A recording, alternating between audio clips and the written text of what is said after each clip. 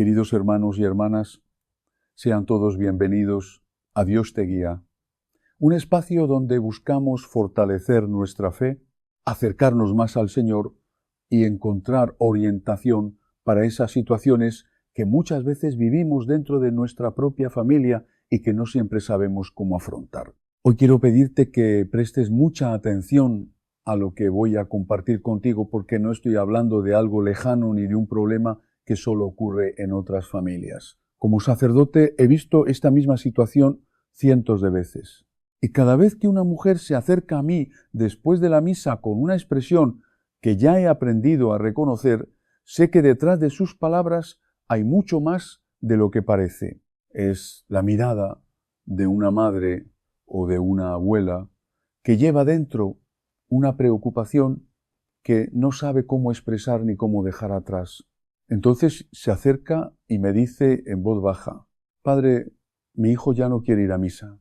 O quizá: «Mi nieta me ha dicho que ya no cree en Dios». Y cuando escucho esas palabras, sé perfectamente que esa persona no me está comunicando simplemente una noticia sobre su familia. No está diciendo únicamente que alguien dejó de asistir a la iglesia. Me está hablando de algo que le duele profundamente. Para una madre creyente, ver que un hijo que fue bautizado, que hizo su primera comunión, que alguna vez rezó a su lado y que conoció la fe desde pequeño, empieza a alejarse de Dios, puede convertirse en una preocupación constante. Y para una abuela que ha rezado durante años por sus hijos y sus nietos, escuchar que uno de ellos dice que ya no cree puede despertar preguntas muy difíciles. ¿Qué es mal? ¿En qué momento ocurrió esto? ¿Por qué no pude evitarlo? ¿Qué puedo hacer ahora? La Iglesia tiene mucho que enseñarnos sobre lo que podemos hacer cuando una persona de nuestra propia familia comienza a alejarse de la fe. Y hay tres raíces fundamentales que están profundamente relacionadas entre sí. El problema es que muchas veces escuchamos hablar de ellas por separado. Se nos explica una parte, luego otra, pero pocas veces comprendemos cómo están conectadas y por qué necesitamos tener presentes las tres. Hoy quiero explicártelas juntas. Y presta especial atención a la tercera, porque cuando lleguemos a ella, quizá empieces a comprender de una manera distinta lo que ocurre cada domingo cuando entras en la iglesia. Ocupas ese lugar donde acostumbras sentarte y presentas nuevamente a tu familia delante de Dios. Pero antes de hablar de esas tres raíces, hay algo que necesito decirte con claridad.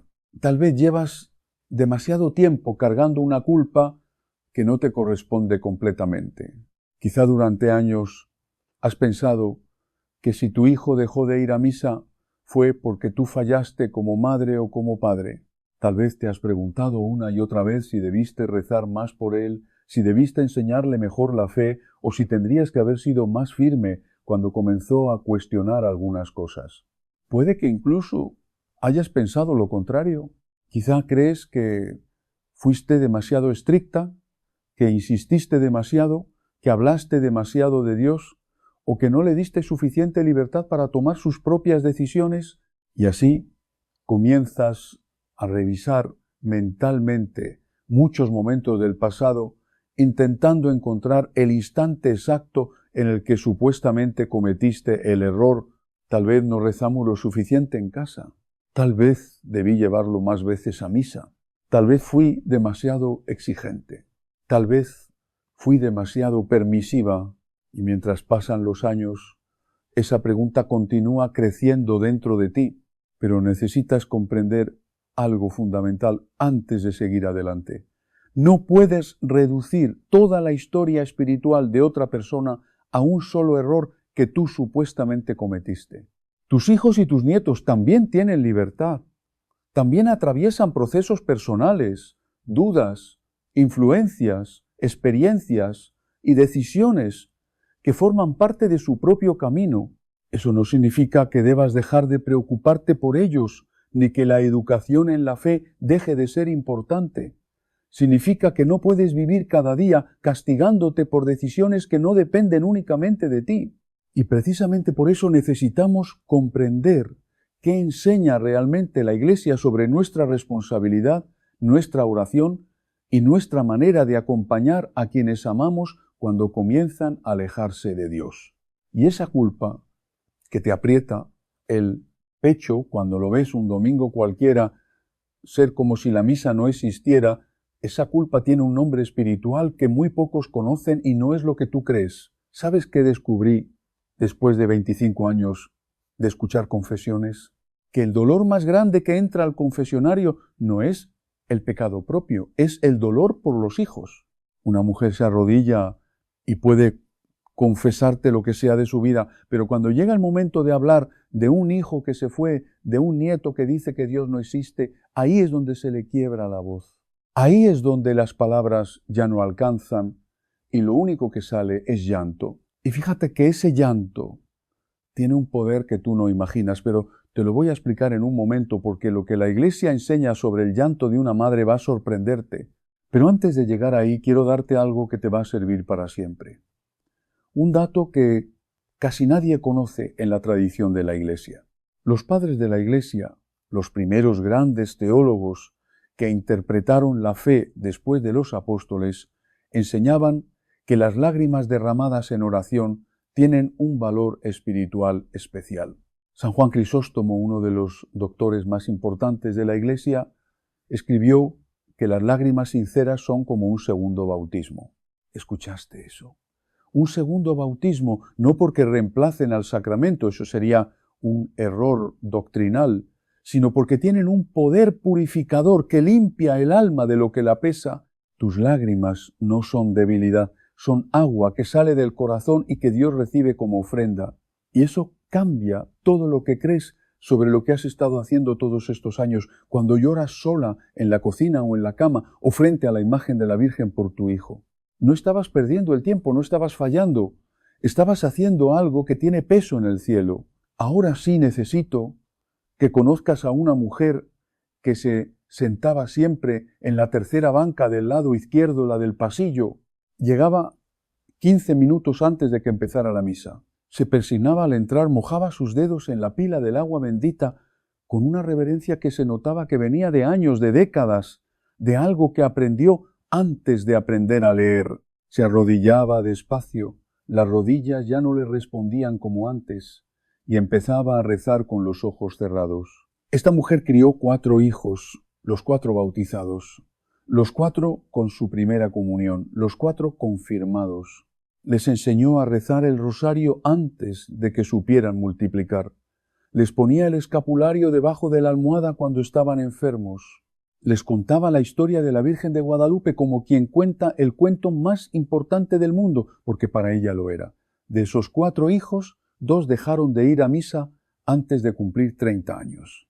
Uno le dijo que la Iglesia era una institución corrupta, que los curas no practicaban lo que predicaban, que él podía tener una relación con Dios sin intermediarios, y la otra, la menor, simplemente dejó de ir, sin explicación, sin pelea. Un domingo dejó de estar en la banca, y luego otro domingo, y luego un mes entero. Y cuando su mamá le preguntó, le dijo, «¿Es que ya no siento nada cuando voy?»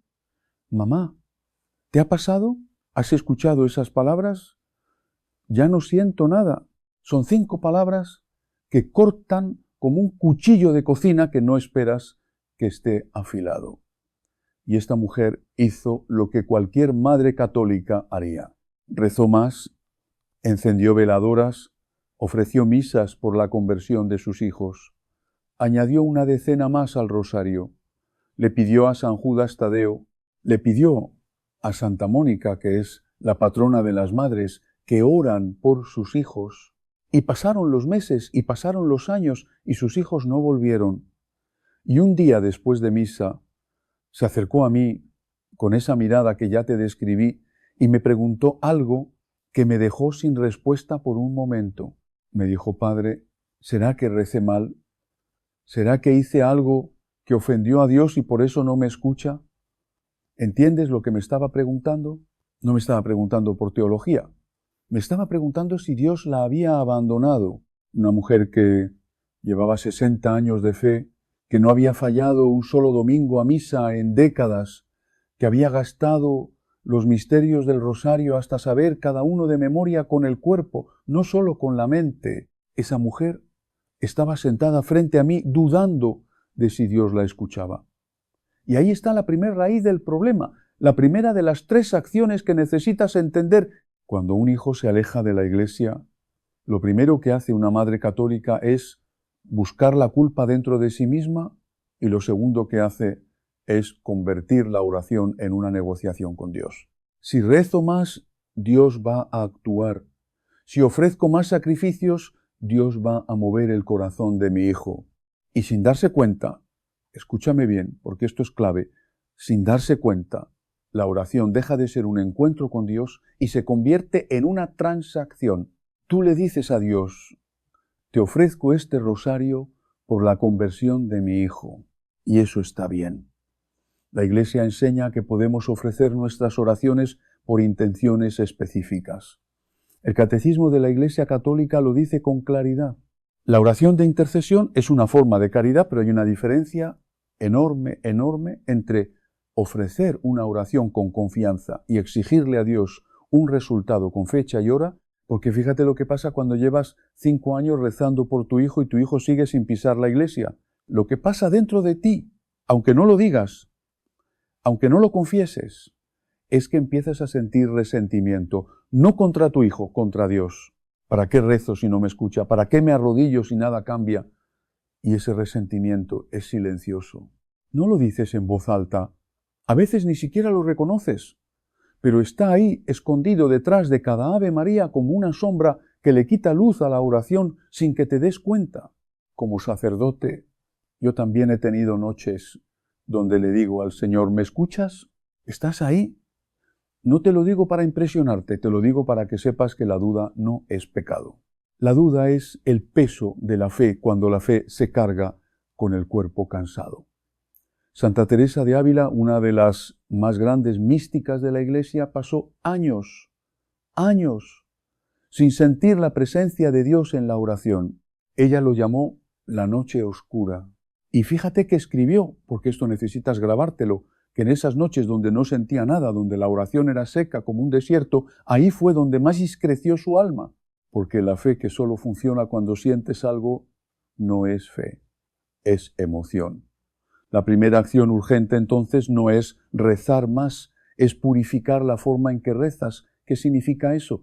Significa que la próxima vez que te arrodilles a rezar por tu hijo, antes de empezar el rosario, te detengas un momento, solo un momento, y le digas a Dios con tus propias palabras, sin fórmulas, algo así, Señor, te entrego a mi hijo, no como una negociación, no como un trueque, te lo entrego porque confío en que tú lo amas más que yo y yo lo amo con todo lo que soy. Entonces tú imagínate cuánto lo amas tú. ¿Ves la diferencia? No estás dejando de rezar por tu hijo. Estás dejando de exigirle a Dios que actúe según tu calendario. Y eso que suena tan sencillo es una de las cosas más difíciles que puede hacer una madre, porque lo que en realidad está soltando no es a tu hijo, está soltando el control. Y para una mujer que se pasó la vida sosteniendo una casa entera, con las manos, con la espalda, con las rodillas gastadas de arrodillarse, soltar el control se siente como soltar la vida misma. Pero déjame decirte algo más sobre la oración, porque aquí hay una trampa en la que caemos sin darnos cuenta. A veces confundimos cantidad con calidad. Creemos que si rezamos 3 rosarios es mejor que uno. Y no necesariamente un solo misterio del rosario rezado con el corazón abierto, con la mente en lo que estás diciendo, con los ojos de la imaginación puestos en la escena que contemplas un solo misterio, así vale más que 5 rosarios completos rezados deprisa mientras piensas en la lista del mandado o en lo que tu hijo hizo o dejó de hacer. ¿Te ha pasado que empiezas el rosario y a la tercera Ave María ya estás pensando en otra cosa? No te sientas mal, le pasa a todo el mundo. Le pasaba a los santos. Santa Teresa misma confesaba que su mente se distraía constantemente en la oración y que la batalla por concentrarse era parte del mérito de la oración. Pero lo que necesitas es cambiar el enfoque. En lugar de rezar con la intención de que Dios cambie a tu hijo, reza con la intención de que Dios te cambie a ti. Porque mira, tú no puedes cambiar a otra persona. Eso lo sabe cualquiera que haya tratado. Pero Dios sí puede cambiarte a ti. Y cuando tú cambias, todo a tu alrededor empieza a cambiar también. No porque los demás estén obligados a cambiar, sino porque la gracia que trabaja en ti empieza a irradiar como la luz de una veladora en un cuarto oscuro. Y hay un pasaje en el Evangelio que necesitas escuchar. Él dice, yo soy la vid, ustedes las ramas. El que permanece en mí da mucho fruto, porque sin mí no pueden hacer nada. No dijo sin ti, dijo sin mí. La conversión de tu hijo no depende de la cantidad de rosarios que reces, depende de la gracia de Dios. Y tu rosario no es un instrumento para forzar la gracia. Tu rosario es un instrumento para mantenerte unida a la vida si esperas que la gracia actúe en su tiempo. Santa Mónica, la madre de San Agustín, oró por su hijo durante 17 años. 17. Y San Agustín no era un muchacho que simplemente dejó de ir a misa. Era un hombre que vivía en el pecado abiertamente, que seguía filosofías contrarias a la fe, que se burlaba de la fe de su madre, y Mónica no dejó de rezar. Pero, y esto es lo que casi nadie te cuenta de Santa Mónica, hubo un momento en que un obispo le dijo algo que la marcó para siempre.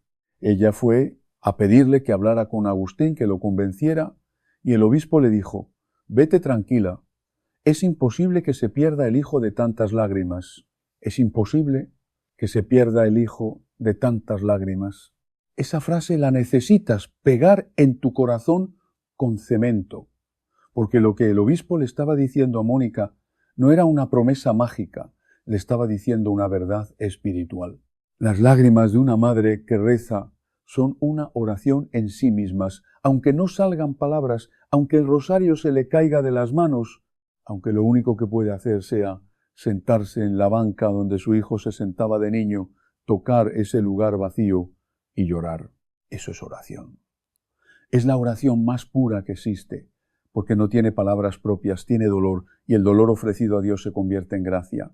Hay algo más que necesito decirte sobre Santa Mónica, porque su historia tiene un detalle que casi nunca se predica y que te va a dar fuerza. Santa Mónica no solo rezaba, también lloraba de frustración, también tenía momentos donde la paciencia se le acababa. También iba a haber sacerdotes pidiéndoles que intervinieran, y algunos la rechazaron. La mandaron de vuelta a su casa, le dijeron que se calmara, y ella no se calmó. Siguió orando, sí, pero también siguió insistiendo, tocando puertas, buscando ayuda. Su fe no era pasiva, era una fe activa, una fe que se movía, que buscaba, que no se conformaba con esperar sentada. Y eso es lo que distingue la esperanza cristiana de la resignación. La resignación dice, no hay nada que hacer. La esperanza cristiana dice, Dios todavía no ha terminado. Y Dios no había terminado con Agustín, porque el día llegó después de 17 años, Agustín se convirtió, se bautizó, se hizo sacerdote, se hizo obispo, se hizo santo, y Mónica, cuando supo que su hijo había recibido el bautismo, dijo una frase que se recoge en las confesiones de San Agustín. Dijo que ya no tenía nada más que hacer en este mundo, que ya podía morir en paz, y murió poco después con la certeza de que sus lágrimas no habían sido en vano 17 años. Tú llevas 5, 10, 15, no te rindas. Todavía no es el final de la historia. Dios no ha terminado con tu hijo. Pero un momento, si la primera acción es purificar la oración, ¿cuál es la segunda? Porque la oración sola, sin la segunda acción, se queda incompleta. Y aquí es donde la Iglesia te da un instrumento que quizás no estás usando como deberías. La segunda acción urgente es vivir los sacramentos de una manera que tu familia pueda ver, y no me refiero a que los obligues a ir a misa. Eso ya lo intentaste y no funcionó. Me refiero a algo mucho más profundo y mucho más difícil. Te cuento lo que pasó con esta mujer que te describí cuando le dije que dejara de negociar con Dios y empezara a entregarle a su hijo sin condiciones. Ella me miró como si le hubiera pedido que dejara de respirar, pero lo intentó y algo empezó a cambiar. No, en su hijo, en ella empezó a ir a misa de una manera diferente. Ya no iba con la urgencia de ofrecer esta misa por la conversión de mi hijo. Iba con la disposición de vengo a encontrarme con Cristo pase lo que pase. Y esa diferencia, que parece invisible, se nota. Se nota en la manera en que una mujer se arrodilla. Se nota en la manera en que recibe la comunión. Se nota en la paz de su rostro cuando sale de la iglesia y su hija, la menor, la que había dicho, ya no siento nada cuando voy a misa, empezó a notar algo, no porque su mamá le dijera nada, no porque su mamá le predicara ni la presionara, sino porque vio algo en su mamá que no había visto antes. Vio paz. Vio una mujer que ya no vivía con el ceño fruncido de la preocupación constante. Vio a alguien que había soltado algo pesado y podía caminar más ligera. ¿Sabes qué le dijo la hija un día? Le dijo, mamá, ¿qué te pasó? ¿Te ves diferente? Y la mamá no le dijo nada de Dios. No le soltó un sermón. No le dijo, es que estoy rezando por ti. Le dijo simplemente, estoy en paz. Aprendí a dejar en manos de Dios lo que no puedo cargar yo sola. Eso es la segunda acción. Vivir tu fe de tal manera que tu vida se convierta en un testimonio que no necesita palabras. San Francisco de Asís dijo algo que deberías grabarte. Que prediquemos el Evangelio en todo momento y que cuando sea necesario usemos palabras. Fíjate, cuando sea necesario, o sea que la mayor parte del tiempo la predicación no se hace con la boca, se hace con la vida, con la manera en que tratas a los demás, con la manera en que recibes la Eucaristía, con la manera en que perdonas al que te lastimó, con la manera en que manejas el dolor sin amargarte. Tu hijo que dejó la iglesia no va a regresar porque le cites el catecismo. No va a regresar porque le mandes mensajes con versículos bíblicos. No va a regresar porque lo amences con el infierno. Si alguien te ha dicho que eso funciona, te mintió. Tu hijo va a regresar si regresa. Y en el tiempo de Dios, cuando ve en ti algo que no puede encontrar en ningún otro lado, cuando vea que la fe que tú vives no es una carga, sino un manantial, cuando vea que la mujer que lo crió sigue en pie, no porque la vida haya sido fácil, sino porque tiene algo adentro que la sostiene, y ese algo tiene nombre, se llama gracia, la gracia de los sacramentos. La gracia que recibes cada vez que comulgas, cada vez que te confiesas, cada vez que te arrodillas frente al Santísimo. Pero aquí viene algo que necesitas escuchar, y te pido que no me sueltes, porque lo digo con el mismo amor con que un padre espiritual le habla a su hija en el confesionario, cuando hay algo que necesita salir a la luz. Muchas veces la razón por la que un hijo se aleja de la iglesia no es porque odia a Dios, es porque vio una desconexión entre lo que se decía sobre Dios en la casa y lo que se vivía en la casa. No me malinterpretes, no te estoy echando la culpa, no hiciste nada por maldad, pero pregúntate con honestidad, ¿tú vio en tu hogar el mismo Dios que le enseñabas en la iglesia? ¿Vio misericordia o vio juicio? ¿Vio paz o vio ansiedad? ¿Vio una fe que libera o una fe que encadena con culpas? Porque hay un tipo de fe, y esto lo digo con todo el respeto del mundo porque sé que viene de un lugar bueno, hay un tipo de fe que se vive desde el miedo. Si no rezas, Dios te va a castigar. Si faltas a misa, es pecado mortal. Si no te confiesas, vas a ir al infierno. Y todo eso tiene su base doctrinal. Sí, la Iglesia enseña la gravedad del pecado mortal, pero si lo único que tu hijo aprendió de la fe es miedo, entonces lo que recibió no fue el Evangelio completo, porque el Evangelio empieza con una noticia que es buena. No teman es la frase que más se repite en toda la Escritura. No tengan miedo, no teman. Y esto no lo digo para que te sientas peor, ya llevas suficiente culpa encima, lo digo para que entiendas algo liberador. Todavía puedes cambiar lo que tu familia ve cuando te mira. Todavía puedes mostrarles un rostro de fe que no sea un ceño fruncido, sino una sonrisa de paz. Y eso no se logra con esfuerzo humano, se logra con los sacramentos. Fíjate en algo que quizás no has pensado así. Hay una mujer en el Evangelio que le puede enseñar mucho sobre esto. La mujer cananea, ¿la recuerdas? Era una mujer pagana, ni siquiera era judía, que fue a buscar a Jesús porque su hija estaba enferma, y Jesús al principio no le respondió. Los apóstoles le dijeron a Jesús que la despidiera porque era molesta, que no dejaba de gritar. Y Jesús le dijo algo que suena durísimo. Le dijo que no estaba bien tomar el pan de los hijos y echárselo a los perritos. Y fíjate lo que hizo esta mujer. No se ofendió, no se fue, no se dio por vencida. Le dijo a Jesús: es verdad, Señor, pero hasta los perritos comen de las migajas que caen de la mesa de sus amos. ¿Entienden lo que le estaba diciendo? Le estaba diciendo: no te pido un banquete, te pido una migaja, y una migaja tuya es suficiente para sanar a mi hija. Y Jesús le dijo: mujer, qué grande es tu fe, que se cumpla lo que deseas, y su hija quedó sana en ese instante. Esa mujer no era perfecta, no tenía la doctrina correcta, no pertenecía al pueblo elegido, pero tenía algo que los apóstoles no tenían en ese momento, una fe tan grande que ni siquiera el aparente rechazo de Jesús la detuvo. Y esa fe nació de una sola cosa: el amor por su hija. Tu amor por tu hijo es ese mismo tipo de fe. Es una fe que no se rinde aunque parezca que Dios no responde. Es una fe que dice: no te pido un milagro espectacular, Señor. Te pido una migaja de tu gracia para el corazón de mi hijo, y una migaja tuya basta. Pero para que esa fe funcione, necesita estar alimentada.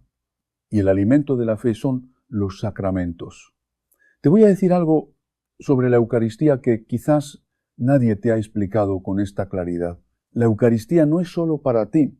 Cuando tú comulgas, la gracia que recibes no se queda encerrada dentro de ti como agua en un vaso.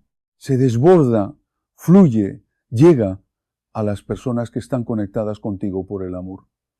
La Iglesia enseña que podemos ofrecer los méritos de la comunión por otras personas. Eso significa que cada vez que comulgas dignamente y ofreces esa comunión por tu hijo, algo de esa gracia lo toca. No lo obliga, no le quita la libertad, pero lo toca como el rocío que cae sobre una planta seca en la madrugada. La planta no lo pidió, pero lo recibió. ¿Sabías eso? ¿Sabías que tu comunión del domingo tiene ese alcance? Por eso es tan importante que no faltes a misa, no solo por ti, por tu hijo, por tu nieta, por toda tu familia. Cada misa a la que vas es un acto de intercesión más poderoso que 1000 palabras. La Eucaristía transforma, no es un símbolo, no es una representación. Cuando el Padre levántala y dice: el cuerpo de Cristo, lo que tienes frente a ti es a Cristo vivo, entero, con todo su poder. Y cada vez que lo recibes dignamente, algo cambia dentro de ti. Aunque no lo sientas como la semilla que se siembra en la tierra, no la ves crecer, pero está creciendo. La confesión restaura. Y no me refiero solo a la absolución de los pecados. Me refiero a que cuando te arrodillas frente al sacerdote y le dices lo que te pesa, lo que te avergüenza, lo que llevas cargando a veces por años, sacas de adentro un veneno que te estaba matando despacio, y cuando el Padre dice: yo te absuelvo de tus pecados, no es Él quien te absuelve, es Cristo a través de Él. Y esa absolución es real, es tan real como el peso que sientes cuando cargas una bolsa pesada del mercado, y tan real como el alivio cuando la sueltas. Ve a confesarte esta semana, no la próxima, esta. Y cuando estés frente al Padre, no le digas lo que crees que quiere oír. Dile lo que te pesa, todo lo que no le has dicho a nadie, ese resentimiento contra Dios que no te atreves a reconocer, esa duda que te da vergüenza tener, ese enojo contra tu hijo que se mezcla con el amor y te confunde. Dios ya lo sabe todo. Lo que necesitas es sacarlo de ti. Y te voy a decir algo sobre la confesión que quizás te va a quitar un peso enorme de encima. Hay mujeres que me dicen, padre, es que me da vergüenza confesar siempre lo mismo. Y yo les digo, ¿y qué? ¿Crees que Dios se cansa de perdonarte? San Pedro le preguntó a Jesús, ¿cuántas veces tenía que perdonar si bastaba con 7 veces? Y Jesús le dijo, 70 veces 7, que en el lenguaje de la época significaba siempre, sin límite, sin techo. Si Dios te perdona sin cansarse, ¿por qué tú no puedes perdonarte a ti misma? Hay un pecado que es más dañino que cualquiera que hayas cometido, y es la negativa a aceptar el perdón de Dios. Cuando tú sales del confesionario y sigues cargando la culpa, le estás diciendo a Dios, tu perdón no es suficiente para mí. Y eso, sin que te des cuenta, es un acto de soberbia disfrazado de humildad. Porque la humildad verdadera dice, no merezco tu perdón, pero lo acepto porque tú eres más grande que mi pecado. Y eso se conecta directamente con lo que le pasa a tu hijo. Porque si tú no puedes recibir el perdón de Dios para ti misma, ¿cómo vas a creer que Dios puede perdonar y transformar a tu hijo? La fe en la misericordia de Dios no puede ser selectiva. ¿O crees que su misericordia alcanza para todos, incluyéndote a ti? ¿O no crees de verdad? Y si hay algo que necesitas confesarle al Padre esta semana, es exactamente eso. Padre, no he podido creer que Dios me ha perdonado de verdad. Suéltalo, déjalo ir. El sacramento te lo permite. Cristo te lo pide. Y ahora llegamos a la tercera acción. La que te prometí al principio, la que cambia todo. Pero primero necesito que entiendas por qué es tan importante. Porque las 2 primeras acciones, purificar la oración y vivir los sacramentos como testimonio, son fundamentos, son los cimientos. Pero sin la tercera, los cimientos se quedan sin casa encima. ¿Te has preguntado alguna vez por qué la Virgen María estuvo al pie de la cruz? Piénsalo. Ella podría haber estado en cualquier otro lado. Podría haberse quedado en casa rezando. Podría haberse escondido con los apóstoles que estaban muertos de miedo detrás de puertas cerradas. Pero no. María estaba al pie de la cruz. De pie. El Evangelio de San Juan dice que estaba de pie junto a la cruz. No dice arrodillada, no dice tirada en el suelo, dice de pie. ¿Sabes lo que significa estar de pie frente al sufrimiento de tu hijo?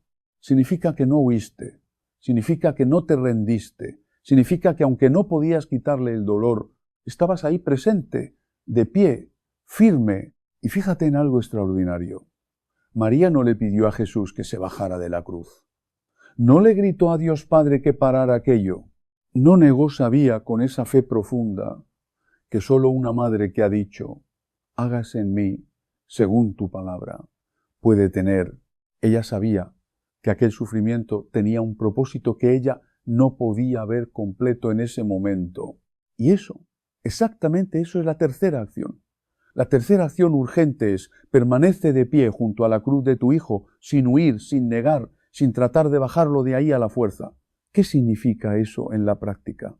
Significa que dejas de perseguir a tu hijo con sermones y empiezas a estar presente con amor. Significa que cuando tu hijo viene a cenar el domingo, no le preguntas si fue a misa, le preguntas cómo está. Le sirves de comer, le recuerdas con tu presencia que hay un lugar en esa mesa que siempre es suyo. Significa que cuando tú dice que no cree en Dios, no la miras con horror ni le lanzas una letanía de reproches. La miras con la misma compasión con que la Virgen miraba a su hijo en la cruz y le dices, yo te quiero igual. Mi puerta siempre está abierta y la de Dios también. ¿Sabes por qué eso es tan poderoso? Porque probablemente tu nieta espera que la regañes, espera el sermón, espera la cara de decepción, y cuando en vez de eso recibe amor sin condiciones, algo se rompe adentro de ella. No la fe esa todavía, no, pero sí la imagen que tiene de Dios. Porque si tú, que eres la persona más católica que ella conoce, eres capaz de amarla sin juzgarla, entonces quizás el Dios en el que tú crees no es el Dios que ella rechazó. Quizás el Dios que ella rechazó era una caricatura, un Dios de castigos y amenazas que alguien le pintó mal. Y cuando ella vea en ti al Dios verdadero, al que ama sin condiciones, al que espera sin cansarse, al que perdona sin reproches, ahí es donde puede empezar a preguntarse si no se equivocó. Eso no lo logras con argumentos, lo logras con presencia, lo logras con la mesa puesta, lo logras con el olor de tu comida llenando la casa cuando ella llega, lo logras con un abrazo que no pide nada a cambio, lo logras siendo la imagen de Cristo en delantal. Porque aquí hay algo que necesitas entender con toda claridad. El libre albedrío es un don de Dios. Dios mismo, que es todopoderoso, respeta la libertad de tus hijos para decirle que no. Y sabes que si Dios respeta esa libertad, tú también tienes que respetarla. No porque apruebe su decisión, sino porque el amor verdadero nunca obliga, nunca encadena. El amor verdadero abre la puerta y espera. Piensa en la parábola del hijo pródigo. El padre no salió corriendo detrás del hijo cuando se fue. No mandó sirvientes a traerlo de vuelta. No le puso condiciones para regresar. El padre hizo algo mucho más difícil que todo eso. Esperó. Se quedó en la puerta de su casa todos los días mirando el camino. Y cuando el hijo volvió sucio, hambriento, avergonzado, sin atreverse a levantar la mirada, el padre no le dijo, «¿Ves? Te lo dije». El padre corrió a abrazarlo, le puso un anillo en el dedo, mandó preparar un banquete, hizo fiesta. Eso es lo que Dios hace cada vez que un hijo regresa. Y eso es lo que Dios espera que tú hagas cuando el tuyo vuelva. Y déjame decirte algo más sobre esa parábola, porque hay un detalle que casi nunca se predica y que necesitas escuchar. El padre de la parábola tenía 2 hijos, el menor que se fue y el mayor que se quedó. Y cuando el menor regresó y el padre hizo fiesta, el hijo mayor se enojó, se sintió traicionado, le dijo al padre, «Yo he estado aquí toda la vida sirviéndote, obedeciéndote y nunca me hiciste una fiesta. Y llega este que se gastó tu dinero y lo recibes con banquete». ¿Sabe lo que el padre le respondió? Le dijo, «Hijo, tú siempre estás conmigo y todo lo mío es tuyo, pero teníamos que hacer fiesta porque tu hermano estaba muerto y ha vuelto a la vida». ¿Por qué te cuento esto? Porque a veces la que se siente como el hijo mayor eres tú. Tú que has estado en la iglesia toda tu vida, tú que nunca faltaste, tú que obedeciste siempre y sientes que Dios debería premiarte a ti primero, que debería responder tus oraciones antes que las de nadie, y cuando no lo hace. Sientes que no es justo, pero fíjate lo que el padre le dice al hijo mayor. Todo lo mío es tuyo, todo. Cada misa que has ido, cada comunión que has recibido, cada confesión, cada rosario, cada Semana Santa, cada Navidad frente al nacimiento de tu iglesia, todo eso ha sido tuyo. Has estado recibiendo la herencia del Padre cada día de tu vida. Lo que pasa es que a veces de tanto tenerlo se nos olvida el valor de lo que tenemos. No pierdas de vista que tú eres la hija que siempre ha estado con el Padre, y eso no es poco, eso es todo. No te pido que dejes de rezar por tu hijo, al contrario, reza más, pero reza diferente. Reza sin agenda, reza sin calendario, reza como reza una mujer que confía en que Dios sabe lo que hace, aunque ella no lo entienda. Reza como rezaba Santa Mónica, con lágrimas que no se secan y con una esperanza que no se rinde. ¿Y qué pasa si tu hijo nunca regresa? Es la pregunta que no te atreves a hacer en voz alta. La que te despierta a las 3 de la mañana con un nudo en el estómago, y si rezo toda mi vida y mi hijo muere sin volver a la iglesia. Escúchame con mucho cuidado. La Iglesia Católica enseña, y esto está en el Catecismo, que Dios no está limitado por los sacramentos, que la gracia de Dios puede actuar de maneras que nosotros no conocemos ni podemos predecir, que solo Dios conoce el corazón de cada persona en el momento final de su vida. Esto no quiere decir que los sacramentos no importen, son importantísimos, son el camino ordinario de la gracia. Pero Dios no está encerrado dentro del ordinario. Dios es Dios y su misericordia es más grande que todas tus dudas y todos tus miedos juntos. Eso significa que da igual si tu hijo va a misa o no. No, claro que no. La vida sacramental es el alimento del alma. Un alma sin sacramentos es como un cuerpo sin comida. Puede sobrevivir un tiempo, pero se debilita. Por eso rezas, por eso ofreces, por eso intercedes. Pero la decisión final no es tuya, es de Dios y de tu Hijo. Y tu trabajo no es forzar esa decisión. Tu trabajo es amar profundamente, tan fielmente, que cuando tu hijo busque un camino de vuelta a casa, tu amor sea la primera luz que vea en la oscuridad. Y ahora, fíjate lo que pasó con esta mujer de la tercera banca. Un día, su hijo, el que había dicho que la iglesia era corrupta, que no necesitaba intermediarios, la llamó por teléfono, no para hablar de Dios, para pedirle una receta, la receta de su mole, el que ella hacía cada Navidad, el que llenaba la casa entera con ese olor a chocolate y a chile que era como una bendición hecha de especias. Y ella, en vez de aprovechar la llamada para meterle un sermón, hizo algo brillante sin saber que lo era. Le dictó la receta con todo detalle, con la paciencia de una mujer que sabe que las cosas importantes se cocinan a fuego lento, como en el comal de su propia mamá, con el amor que se pone en cada paso que se enseña. Y al final de la llamada el hijo le dijo: «Gracias, mamá. Oye, ¿puedo ir el domingo a comer?» «No», dijo. «Voy a ir a misa», dijo. «Puedo ir a comer». Y ella, con una sabiduría que solo da el Espíritu Santo, le dijo: «Aquí siempre hay un lugar para ti en la mesa».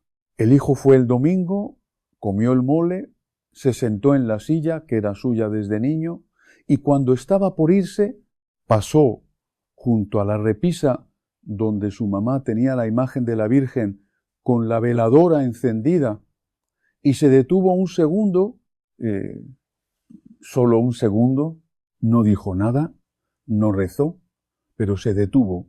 Y eso fue suficiente no para la conversión completa, no para que regresara a misa al día siguiente, pero sí para que algo adentro de él se moviera 1 milímetro. Y los milímetros, cuando los mueve la gracia, se convierten en kilómetros con el tiempo. Tu hijo no se perdió, se fue. Y hay una diferencia enorme entre las dos cosas. Lo que se pierde no sabe cómo regresar. Lo que se fue sí sabe el camino. Tu hijo sabe dónde está la iglesia, dónde lo bautizaron, sabe dónde queda tu casa, sabe dónde está tu mesa y sabe dónde está tu corazón. Piensa en ti misma. ¿Alguna vez te alejaste de tu propia mamá? ¿Te fuiste un tiempo por enojo, por orgullo, por la vida que te llevó para otro lado? ¿Te perdiste? No. Nunca olvidaste el camino a su casa. Tu hijo tampoco ha olvidado el camino a la casa de Dios. Las oraciones de una madre católica no tienen fecha de vencimiento en el cielo. La Virgen las guarda todas. Cada rosario que has rezado, cada misa que has ofrecido, cada lágrima que has derramado en silencio por tu hijo, todo eso está depositado en el corazón de María, que es la mejor madre que ha existido y que sabe exactamente lo que se siente ver a un hijo sufrir y no poder hacer nada más que estar de pie junto a la cruz. Y ahora te voy a pedir algo. Quiero que pienses en el próximo domingo, cuando vayas a misa, y vas a ir, porque eso es lo que haces, porque eso es lo que eres, porque tu fe no depende de cómo te sientas, ni de lo que hagan los demás cuando vayas a misa. Quiero que hagas algo diferente. Cuando llegues a tu banca, antes de arrodillarte, toca el lugar vacío que está a tu lado. ¿Dónde se sentaba tu hijo? ¿Dónde se sentaba tu nieto? Tócalo. Siente la madera fría bajo tus dedos. Siente el vacío. Y en ese momento no le digas a Dios un rosario entero. Dile solamente el nombre de tu hijo, su nombre, el nombre que tú le pusiste, el nombre que pronunciaste por primera vez cuando lo tuviste en los brazos recién nacido y lo miraste a la cara. Dile ese nombre al Señor y déjalo ahí frente al sagrario como quien deja una veladora encendida. A veces la oración más poderosa no tiene palabras elaboradas. A veces es solo un nombre dicho con todo el amor del mundo frente al Santísimo. Y cuando el Padre levántela en la consagración y diga: «Este es mi cuerpo que será entregado por ustedes». Fíjate en la palabra entregado. Cristo se entregó. No negoció, no puso condiciones, no pidió nada a cambio, se entregó completo. Y cuando tú comulgues después, recibe a Cristo con esa misma disposición de entrega. No le pidas nada, Solo dile, aquí estoy, haz lo que quieras conmigo. Mira, yo sé lo que es despertar a las 3 de la mañana con el corazón apretado. Yo sé lo que es mirar el techo en la oscuridad y preguntarle a Dios si está ahí. Y me he preguntado como sacerdote si esas noches de insomnio no serán parte de la respuesta en vez de ser parte del problema. Y si el Señor te despierta a esa hora porque quiere hablar contigo a sola, sin ruido, sin distracción, como hacía con Santa Teresa en sus noches de vigilia, Santa Teresa decía que las horas más oscuras eran las más fecundas para el alma, que cuando la oración es seca, cuando no sientes absolutamente nada, cuando parece que las palabras se estrellan contra el techo y caen al suelo sin llegar a ningún lado, ahí es donde Dios está más cerca, porque ahí es donde tu fe es pura. Ahí no hay emoción que te sostenga. No hay sensación agradable que te haga sentir que estás haciendo algo bien. Solo hay voluntad, solo hay decisión. Solo hay una mujer que dice, creo aunque no siento nada. Espero aunque no veo nada. Amo aunque me duele todo. Eso es heroísmo espiritual. Y tú lo vives cada día sin darte cuenta de que lo vives. Y fíjate que la Iglesia tiene un nombre para eso. Lo llama la virtud de la perseverancia. No la perseverancia como la entiende el mundo, que es pura fuerza de voluntad. La perseverancia como virtud teologal es un don del Espíritu Santo. Es Dios mismo dándote la fuerza para seguir cuando tú ya no puedes. ¿Alguna vez has sentido eso? Esa sensación de que ya no puedes más, de que ya no tienes fuerzas y sin embargo te levantas, te persignas, prendes tu veladora y empiezas el rosario. Eso no eres tú sola. Eso es el Espíritu Santo cargándote cuando tus piernas ya no dan, como cuando cargas a un nieto dormido que pesa más de lo que tus brazos deberían poder sostener y sin embargo lo cargas, porque el amor te da una fuerza que no es tuya. San Pablo lo dijo con una claridad que corta. Cuando soy débil, entonces soy fuerte. No dijo cuando soy fuerte, dijo cuando soy débil, porque en la debilidad es donde Dios tiene más espacio para actuar. Si tú pudieras hacer todo sola, no necesitarías a Dios. Y Dios quiere que lo necesites, no por soberbia de Él, sino porque solo cuando reconoces que no puedes sola, es cuando la gracia entra sin obstáculos. Como el agua que llena un vaso vacío, pero que no puede entrar en uno que ya está lleno. Ese cuerpo tuyo que está cansado, que te duele en lugares que no le cuentas a nadie, que se despierta con dolores nuevos que antes no existían, que ya no se arrodilla con la facilidad de antes. Ese cuerpo fue ungido con óleo santo en el bautismo, fue sellado en la confirmación, ha recibido a Cristo en la Eucaristía cientos de veces, cientos. No es una casa vieja que se está cayendo, es un sagrario viviente y Dios no abandona sus sagrarios. Esas manos tuyas que han pasado miles de cuentas del rosario, que han encendido veladoras hasta sentir el calor de la llama en los dedos, que han amasado pan y tortillas para los suyos, que han lavado ropa, que han sostenido niños, que han limpiado lágrimas propias y ajenas, que se juntan cada noche para rezar, aunque el cuerpo le suplique solo dormir. Cada vez que se juntan esas manos, el cielo se inclina a escuchar lo que van a decir. No subestimes tu poder de intercesión.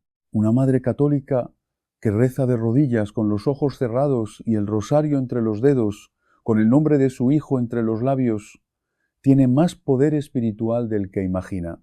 No porque ella sea poderosa por sí misma, sino porque el Dios al que le reza sí lo es.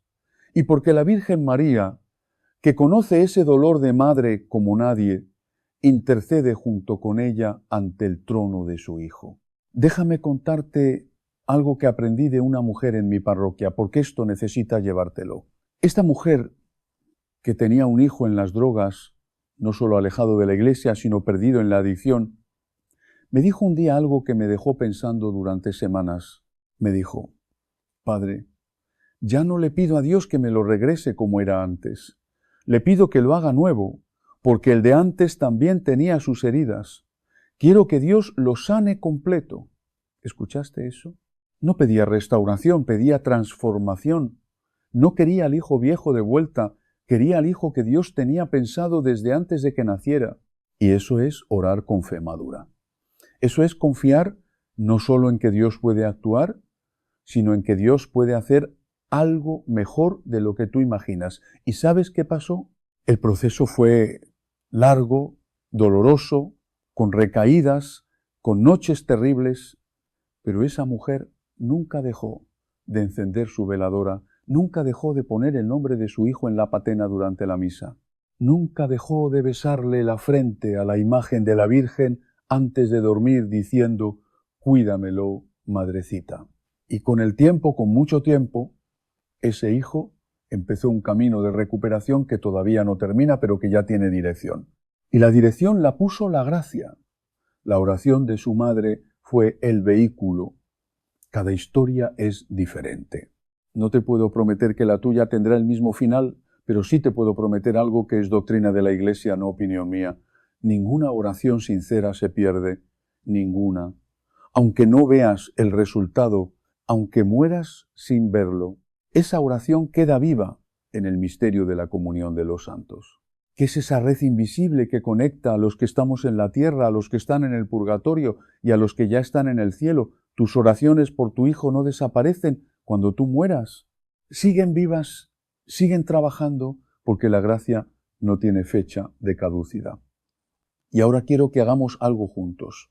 Si puedes, haz la señal de la cruz despacio, no deprisa como a veces la hacemos por costumbre. Toca tu frente con los dedos y siente el contacto en el nombre del Padre.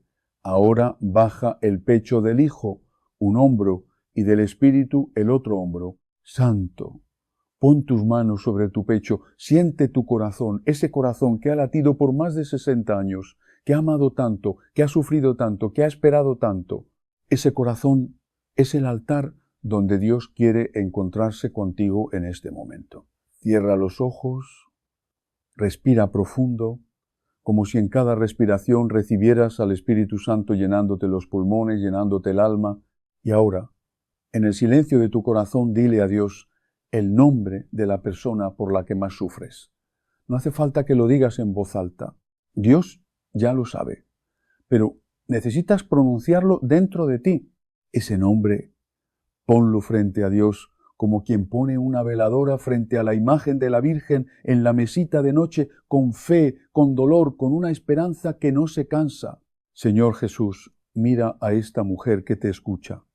Tú la conoces mejor que ella misma. Conoces su nombre, su historia, sus noches sin dormir, sus rosarios rezados con lágrimas que le mojaban las manos, su pecho apretado cada vez que piensa en esa persona que ama y que se ha alejado de ti. Tú que le dijiste a Marta frente a la tumba de su hermano, cuando todo parecía acabado, yo soy la resurrección y la vida. El que cree en mí, aunque haya muerto, vivirá. Dale a esta mujer la certeza de que tu palabra no miente, de que tú no has olvidado a ninguno de sus hijos, de que cada oración que ella ha rezado está guardada en tu corazón, como las monedas de la viuda que tú viste depositar en el templo y que admiraste frente a todos. Aquella viuda dio todo lo que tenía, esta mujer también te ha dado todo lo que tiene. Virgen María, Madre de Dios y Madre nuestra, tú que estuviste de pie junto a la cruz cuando el mundo se oscureció y todo parecía perdido, tú que no huiste, tú que no negociaste con el dolor, tú que sostuviste el sufrimiento más grande que una madre puede cargar y lo convertiste en ofrenda silenciosa, toma las lágrimas de esta mujer y preséntalas ante tu Hijo como la ofrenda más preciosa que tiene cada lágrima. Intercede por su familia, cubre con tu manto a cada uno de sus hijos, esté donde esté, crea lo que crea, viva como viva, porque tú eres madre de todos, también de los que se han ido, también de los que todavía no saben que te necesitan. San José, custodio silencioso de la Sagrada Familia, tú que protegiste a Jesús y a María no con discursos, sino con presencia, con trabajo y con fidelidad. Enséñale a esta mujer que la protección más grande que puede darle a su familia no es un sermón ni un reproche, sino una vida vivida con fe de verdad. Señor, Te pedimos que entres en cada hogar que te escucha, que pases por la puerta donde hay división y traigas paz, que toques el corazón de cada hijo que se ha alejado, no con un rayo, sino con esa brisa suave con que te le revelaste al profeta Elías en el monte cuando todo el ruido había pasado.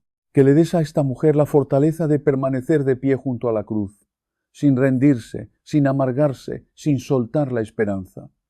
Y Señor, te pido algo más, que esta mujer sepa sin ninguna duda que su vida ha valido la pena, que cada misa a la que fue, cada rosario que rezó, cada vez que se persignó al pasar frente a una iglesia, cada vez que le puso el escapulario a su hijo debajo de la almohada cuando estaba enfermo, que sepa que nada de eso se perdió, que todo eso está vivo, que todo eso trabaja en el misterio de tu gracia, en tiempos que no son los nuestros, pero que siempre, siempre son perfectos. Mija, escúchame bien lo que te voy a decir y quiero que esta sea la última frase que se te quede grabada cuando termines de escuchar esto. La oscuridad le tiene miedo a una mujer católica que reza el rosario de madrugada con lágrimas en los ojos. Le tiene miedo porque sabe que esas lágrimas son poderosas. Sabe que esas rodillas gastadas de arrodillarse sostienen más que un cuerpo, sostienen una familia entera ante el trono de Dios. Sabe que esas manos que aprietan el crucifijo en la noche más oscura están conectadas con el cielo por un hilo que nadie, absolutamente nadie puede cortar. No te rindas, no te amargues, no dejes de ir a misa, no dejes de comulgar, no dejes de confesarte, no dejes de encender tu veladora, no dejes de decir el nombre de tu Hijo frente al Santísimo, porque un día en el tiempo de Dios, que no es el tuyo, pero es perfecto, algo va a moverse en el corazón de la persona que amas. Quizás no será un regreso triunfal a la iglesia con campanas repicando. Quizás será un segundo de silencio frente a una imagen de la Virgen. Quizás será una llamada para pedir tu receta de mole. Quizás será una pregunta que no esperabas. Mamá, ¿a qué hora es la misa? Y ese día tú vas a entender que cada rosario valió la pena. Cada lágrima, cada noche, cada domingo sentada en esa banca con el lugar vacío a tu lado. El próximo domingo, cuando vayas a comulgar, no lo hagas deprisa. Cuando el Padre te diga el cuerpo de Cristo, di amén, como si fuera la primera vez en tu vida, con el peso de toda tu historia en esa sola palabra. Y cuando regreses a tu lugar, no pidas nada. Solo dile al Señor, aquí estoy. Haz lo que quieras conmigo. Porque tú, con tu fe gastada por el uso diario y fortalecida por cada tormenta que no te derribó, con tus manos partidas de tanto trabajar y suaves de tanto rezar, con tu corazón roto en pedazos y reconstruido por la Eucaristía de cada domingo, tú eres exactamente la mujer que Dios necesita en este momento del mundo. No tienes que ser una mujer perfecta, no tienes que tener todas las respuestas, ni vivir sin dudas, ni caminar sin miedo. Lo que Dios te pide es que permanezcas de pie, como María permaneció al pie de la cruz, incluso cuando no comprendía completamente lo que estaba sucediendo, incluso cuando el dolor era profundo. Sigue confiando. Sigue rezando por tus hijos, por tus nietos y por cada persona de tu familia que hoy parece estar lejos de Dios. No dejes que la culpa ocupe el lugar que le corresponde a la esperanza.